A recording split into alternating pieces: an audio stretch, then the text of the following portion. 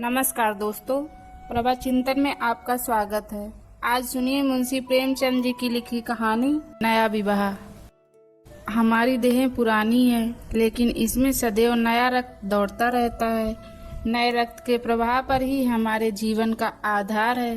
पृथ्वी की इस चिरंतन व्यवस्था में यह नयापन उसके एक अणु में, एक एक कण में, तार में बसे हुए स्वरों की भांति गूंजता रहता है। और यह 100 साल की बुढ़िया आज भी नवेली दुल्हन बनी हुई है। जब से लाला डंगामल ने नया विवाह किया है, उनका यौवन नए सिरे से जाग उठा है। जब पहली स्त्री जीवित थी, तब वे घर में बहुत कम रहते थे। प्रातः से 10-11 बजे तक तो पूजा पाठ ही किया करते थे, फिर भोजन करके दुकान चले जाते। वहाँ से 1 बजे रात लौटते और थके मांदे सो जाते। यदि लीला कभी कहती जरा और सवेरे आ जाया करो, तो बिगड़ जाते और कहते तुम्हारे लिए क्या दुकान छोड़ दूं या रोजगार बंद कर दूं। यह वह जमाना नहीं है कि एक लोटा जल चढ़ाकर लक्ष्मी प्रसन्न कर ली जाए। आज उनकी चौखट पर माथा रगड़ना पड़ता है, तब भी उनका मुंह सीधा नहीं होता। लीला बेचारी चुप हो जाती है। अभी 6 महीने की बात है, लीला को ज्वर चढ़ा हुआ था। लाला जी दुकान जाने लगे, तब उसने डरते डरते कहा था, देखो मेरा जी अच्छा नहीं है, जरा सवेरे आ जाना। डंगामल ने पगड़ी उतार कर खूंटी पर लटका दी और बोले, अगर मेरे बैठे रहने से तुम्हारा जी अच्छा हो जाए तो मैं दुकान न जाऊंगा। लीला हताश होकर बोली, मैं दुकान जाने को नहीं मना करती, केवल जरा सवेरे आने को कहती हूँ। तो क्या दुकान पर बैठा मौज किया करता हूँ? लीला इसका क्या जवाब देती? पति का यह स्नेहहीन व्यवहार उसके लिए कोई नई बात ना थी। इधर कई साल से उसे इसका कठोर अनुभव हो रहा था कि उसकी इस घर में कद्र नहीं है।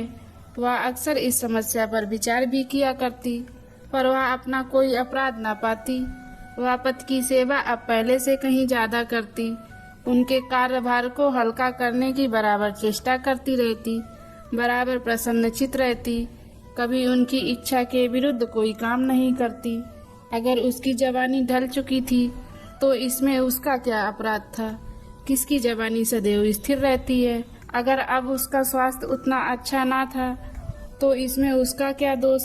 उसे बेकसूर क्यों दंड दिया जाता है? उचित तो यह था कि 25 साल का सहचर्य अब एक गहरी मानसिक और आत्मिक अनुरूपता का रूप धारण कर लेता, जो दोष को भी गुण बना देता है।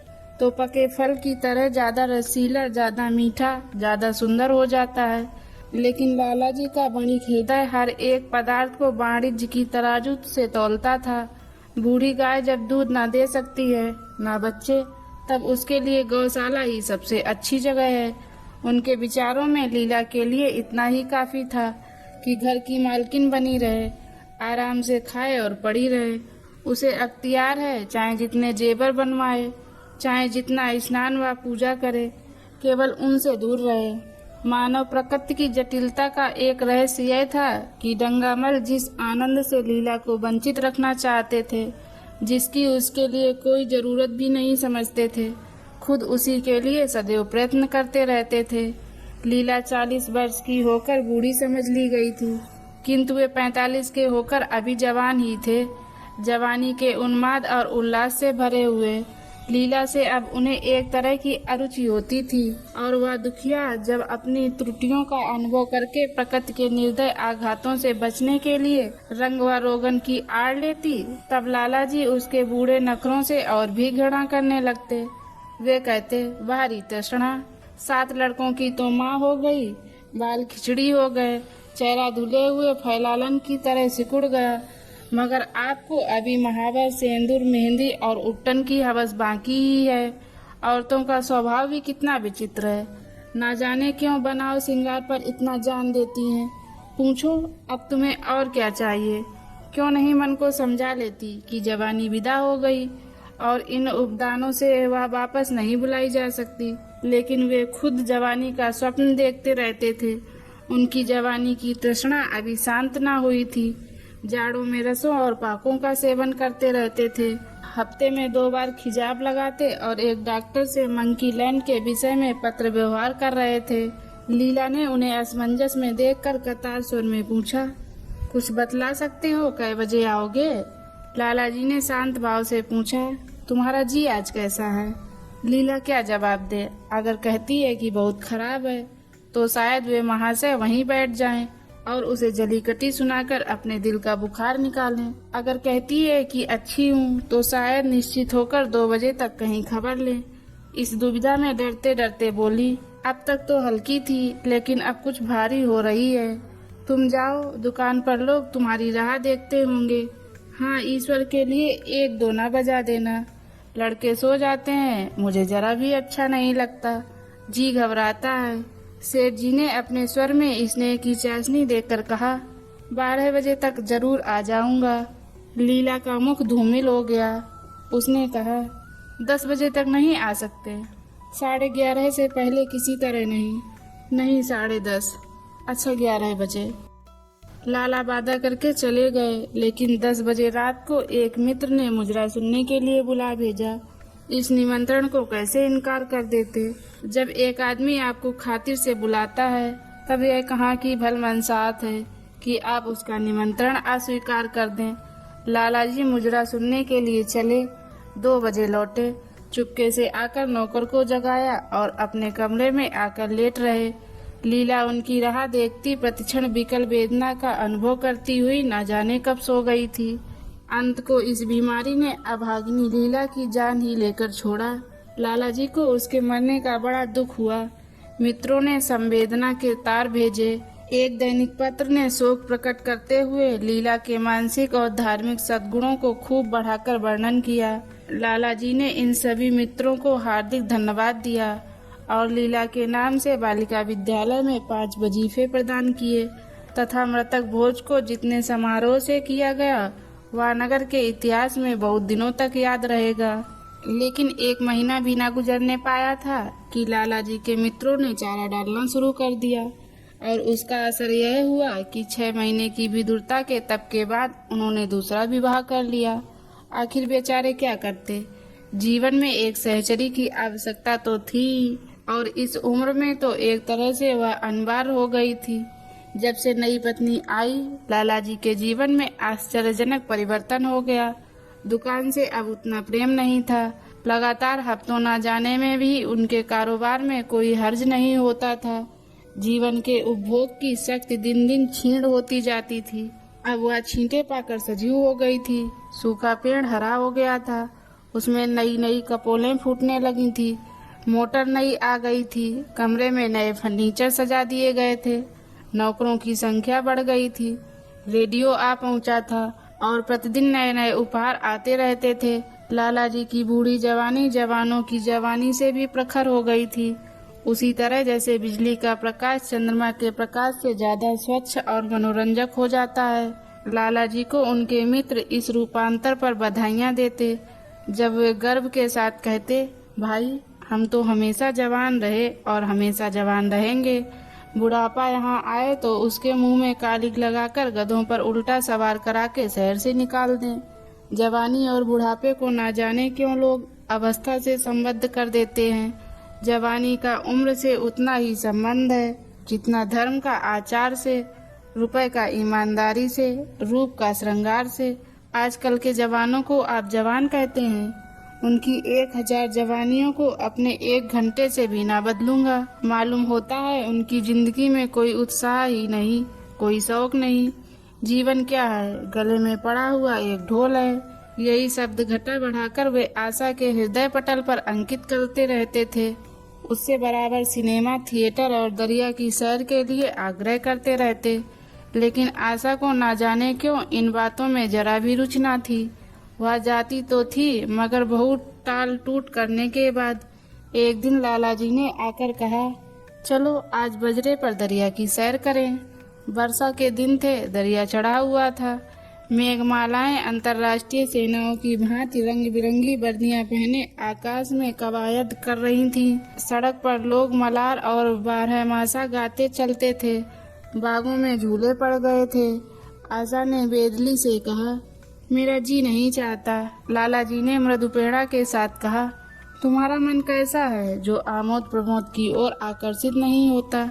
चलो जरा दरिया की सैर देखो। सच कहता हूँ बजरे पर बड़ी बहार रहेगी। आप जाएं, मुझे और कई काम करने हैं। काम करने को आदमी है, तुम क्यों काम करोगी? महाराज अच्छे सालन नहीं पकाता, आप खाने बैठेंगे तो यूं ही उठ जाएंगे। आशा अपने अवकाश का बड़ा भाग लाला जी के लिए तरह तरह का भोजन पकाने में ही लगाती थी। उसने किसी से सुना था कि एक विशेष अवस्था के बाद पुरुष के जीवन का सबसे बड़ा सुख रसना का स्वाद ही रह जाता है। लाला जी की आत्मा खिल उठी।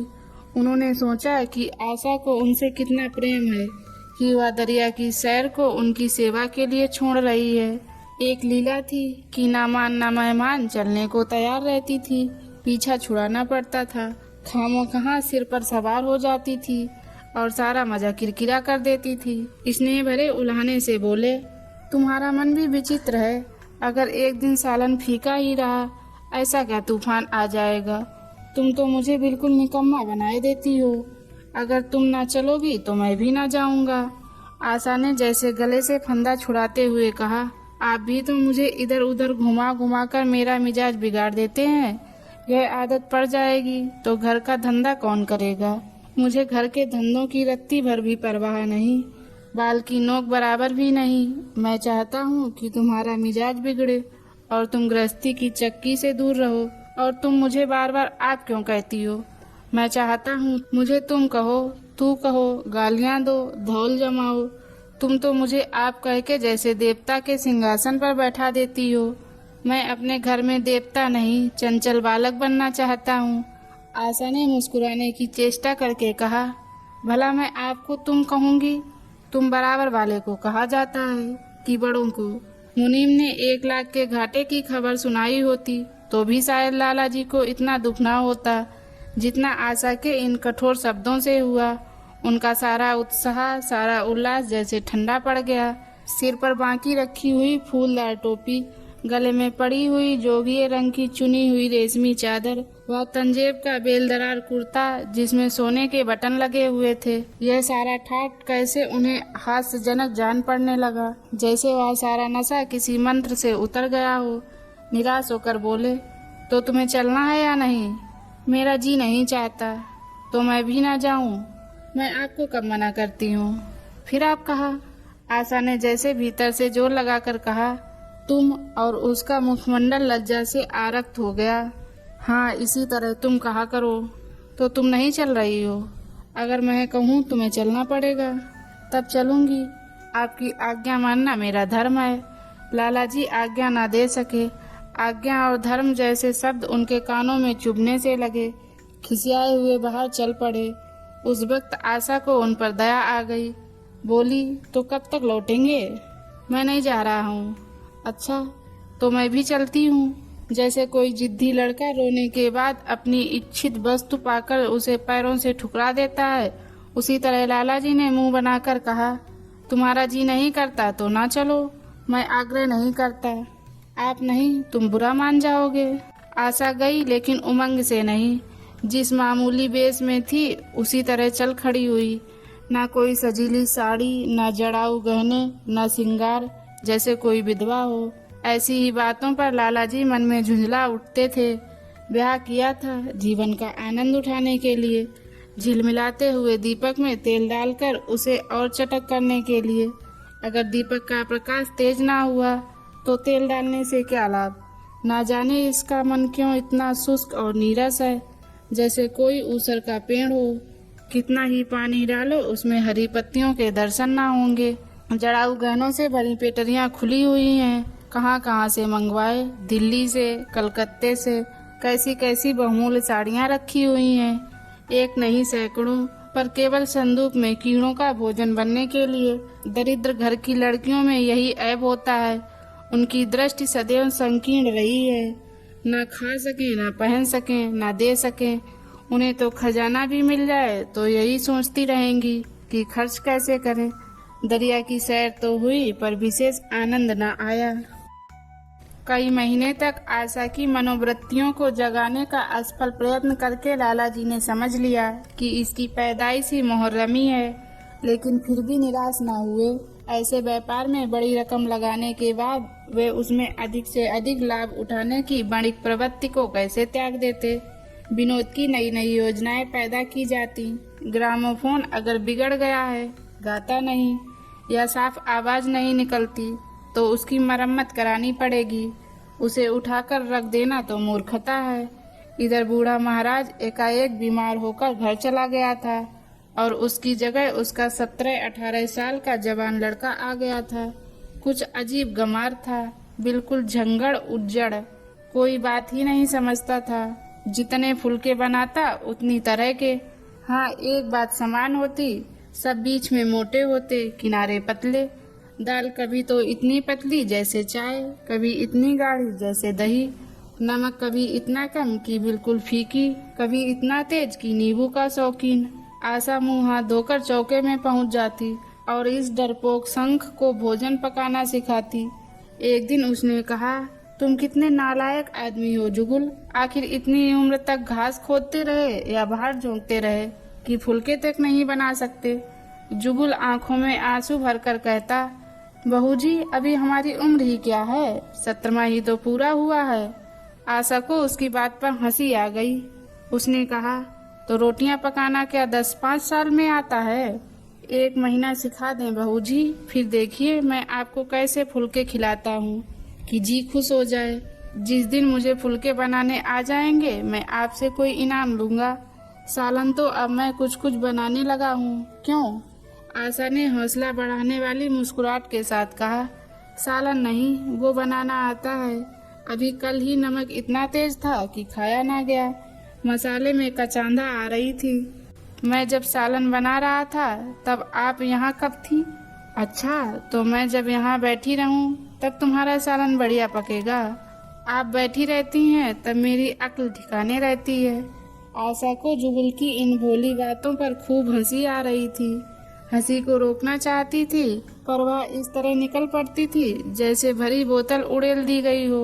और मैं नहीं रहती तब तो आपके कमरे के द्वार पर जा बैठता हूँ, वहाँ बैठकर अपनी तकदीर को रोता हूँ। आशा ने हंसी को रोककर पूछा, क्यों रोते क्यों हो? यह न पूछिए बहू जी, आप इन बातों को नहीं समझेंगी। आशा ने उसके मुंह की ओर प्रश्न की आंखों से देखा। उसका आशय कुछ तो समझ गई पर ना समझने का बहाना किया। तुम्हारे दादा आ जाएंगे तब तुम चले जाओगे।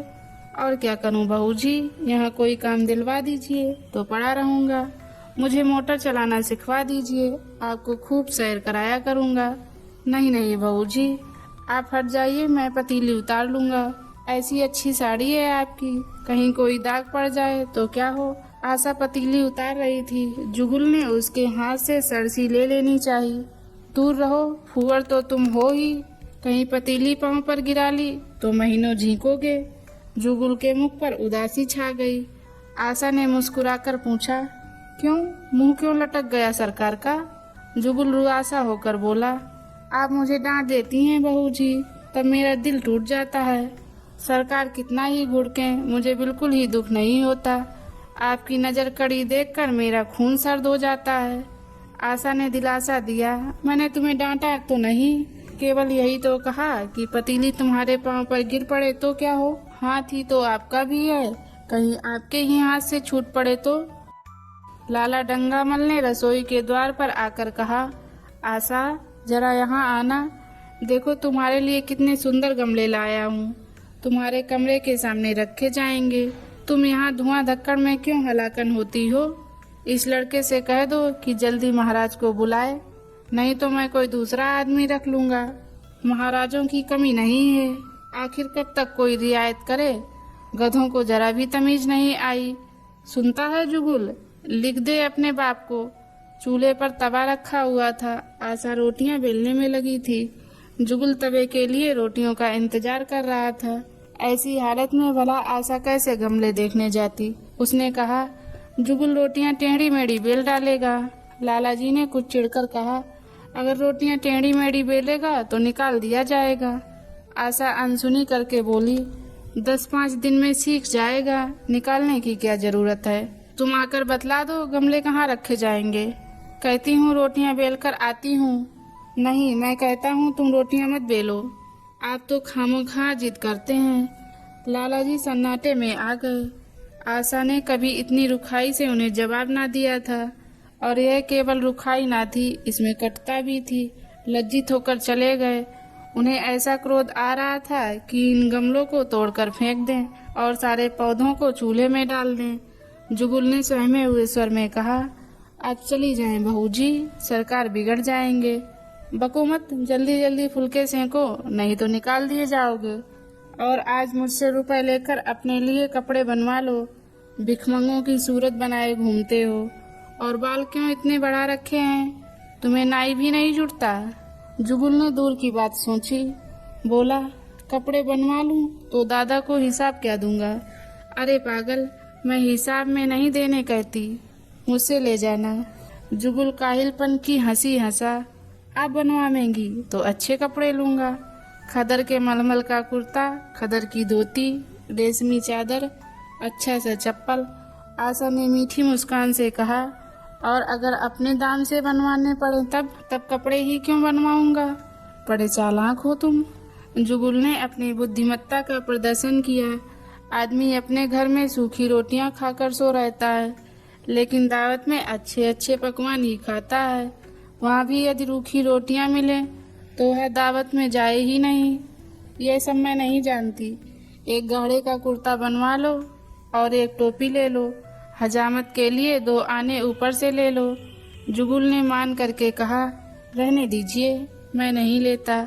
अच्छे कपड़े पहनकर निकलूंगा तब तो आपकी याद आवेगी। सड़ियल कपड़े पहनकर तो और जी जलेगा। तुम स्वार्थी हो, मुफ्त के कपड़े लोगे और साथ ही बढ़िया भी। जब यहाँ से जाने लगूं तब आप मुझे अपना एक चित्र दीजिएगा। मेरा चित्र लेकर क्या करोगे? अपनी कोठरी में लगाऊंगा और नित्य देखा करूंगा। बस वही साड़ी पहनकर खिंचवाना जो कल पहनी थी, और वही मोतियों की माला भी हो। मुझे नंगी नंगी सूरत अच्छी नहीं लगती। आपके पास तो बहुत गहने होंगे, आप पहनती क्यों नहीं?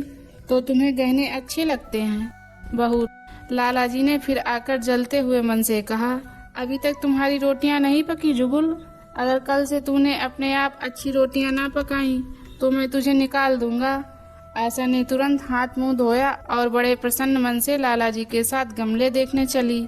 इस समय उसकी छवि में प्रफुल्लता की रौनक थी। बातों में भी जैसे शक्कर घुल गई थी। लाला जी का सारा खिसियापन मिट गया था। उसने गमलों को मुग्धा आंखों से देखा। उसने कहा, मैं इनमें से कोई गमला न जाने दूंगी। सब मेरे कमरे के सामने रखवाना। सब कितने सुंदर पौधे हैं, वाह! इनके हिंदी नाम भी मुझे बतला देना। लाला जी ने छेड़ा, सब गमले का क्या करोगी? 10-5 पसंद कर लो, शेष मैं बाहर रखवा दूंगा। जी नहीं, मैं एक भी ना छोड़ूंगी, सब यहीं रखे जाएंगे। बड़ी लालचीन हो तुम। लालचीन ही सही, मैं आपको एक भी ना दूंगी। 2-4 तो दे दो, इतनी मेहनत से लाया हूँ। जी नहीं, इनमें से एक भी ना मिलेगा। दूसरे दिन आशा ने अपने को आभूषण से खूब सजाया और फिरोजी साड़ी पहनकर निकली। तब लाला जी की आंखों में ज्योति आ गई। समझे अवश्य अब उनके प्रेम का जादू कुछ कुछ चल रहा है। नहीं तो उनके बार बार के आग्रह करने पर भी, बार बार याचना करने पर भी उसने कोई आभूषण ना पहना था। कभी कभी मोतियों का हार गले में डाल लेती थी, वह भी ऊपरी मन से। आज वह आभूषणों से अलंकृत होकर फूली ना समाती, इतराई जाती है, मानो कहती हो, देखो मैं कितनी सुंदर हूँ। पहले तो बंद कली थी, वह आज खिल गई थी। लाला जी पर घड़ों नशा चढ़ा हुआ था। वे चाहते थे उनके मित्र और बंधु आकर इस सोने की रानी के दर्शनों से अपनी आंखें ठंडी करें, देखें कि वह कितनी सुखी, संतुष्ट और प्रसन्न है। जिन विद्रोहियों ने विवाह के समय तरह तरह की शंकाएं की थी, वे आंखें खोलकर देखें कि डंगामल कितना सुखी है। विश्वास, अनुराग और अनुभव ने चमत्कार किया है। उन्होंने प्रस्ताव किया, चलो कहीं घूम आए, बड़ी मजेदार हवा चल रही है। आशा इस वक्त कैसे जा सकती थी? अभी उसे रसोई में जाना था। वहाँ से कहीं 12-1 बजे फुर्सत मिलेगी। फिर घर के दूसरे धंधे सिर पर सवार हो जाएंगे।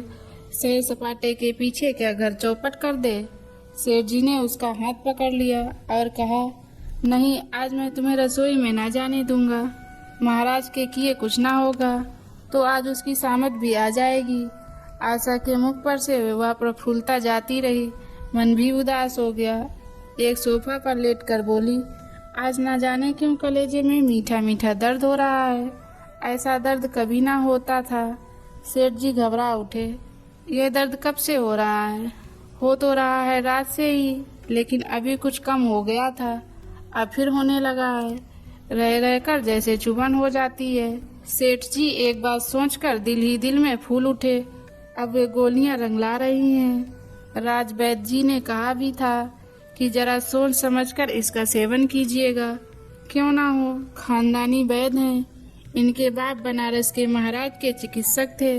पुराने और परीक्षित नुस्खे हैं इनके पास। उन्होंने कहा, तो रात से ही यह दर्द हो रहा है? तुमने मुझसे कहा नहीं? नहीं तो वैद्य जी से कोई दवा मंगवाता। मैंने समझा था आप अच्छा हो जाएगा, मगर अब बढ़ रहा है। कहाँ दर्द हो रहा है, जरा देखूं, कुछ सूजन तो नहीं है? सेठ जी ने आशा के आंचल की तरफ हाथ बढ़ाया। आशा ने शर्माकर सिर झुका लिया।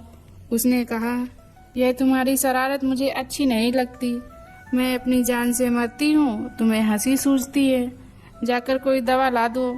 सेठ जी अपने पुंसत्व का यह डिप्लोमा पाकर उससे कहीं ज्यादा प्रसन्न हुए, जितना राय बहादुरी पाकर होते। इस विजय का डंका पीटे बिना उन्हें कैसे चैन आ सकता था? जो लोग उनके विवाह के विषय में द्वेष में टिप्पणियां कर रहे थे, उन्हें नीचा दिखाने का इतना अच्छा अवसर हाथ आया है, और इतनी जल्दी। पहले पंडित भोलानाथ के पास गए और भाग ठोंक कर बोले, भाई मैं तो बड़ी विपत्ति में फंस गया। कल से उनके कलेजे में दर्द हो रहा है। कुछ बुद्धि काम नहीं करती। कहती है ऐसा दर्द पहले कभी नहीं हुआ था। भोलानाथ ने कुछ बहुत हमदर्दी ना दिखाई। सेठ जी यहाँ से उठकर अपने दूसरे मित्र फागमल के पास पहुँचे और उनसे भी लगभग इन्हीं शब्दों में यह शोक संवाद कहा। फागमल बड़ा सोहदा था, मुस्कुराकर बोला, मुझे तो आपकी शरारत मालूम होती है। सेठ जी की बाँछें खिल गईं। उन्होंने कहा, मैं अपना दुख सुना रहा हूँ और तुम्हें दिल लगी सूझती है।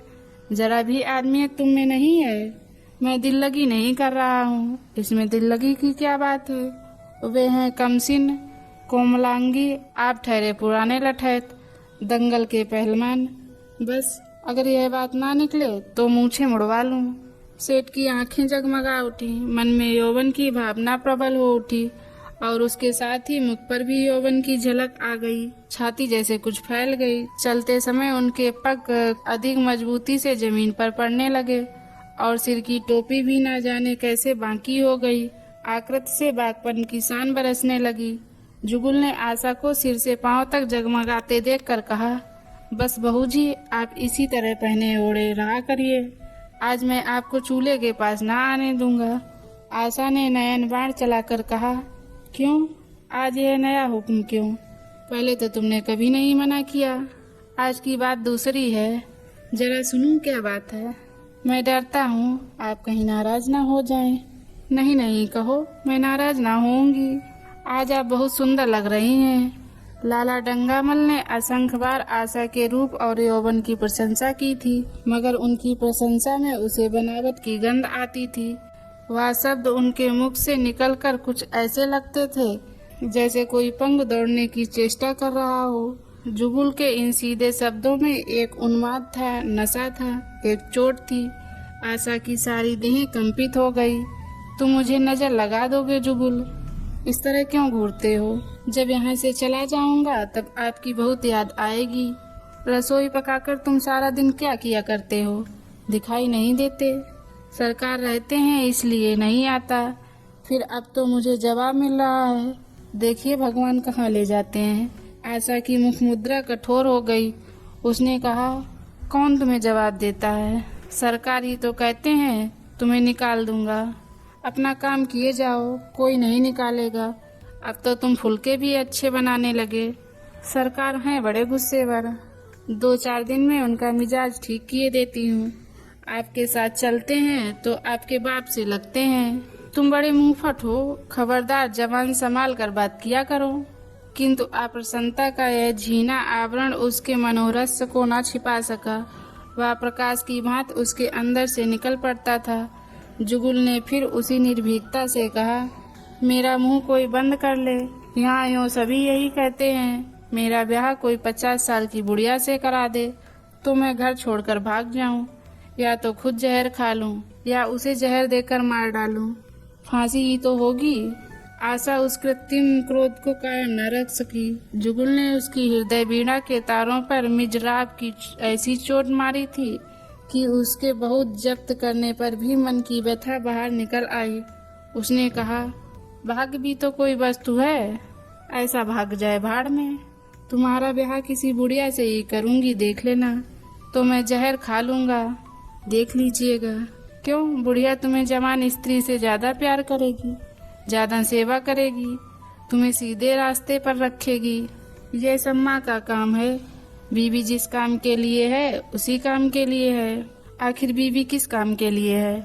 मोटर की आवाज आई। न जाने कैसे आशा के सिर का आंचल खिसक कर कंधों पर आ गया। उसने जल्दी से आंचल खींचकर सिर पर कर लिया और यह कहती हुई अपने कमरे की ओर लपकी कि लाला भोजन करके चले जाएं, तब आना।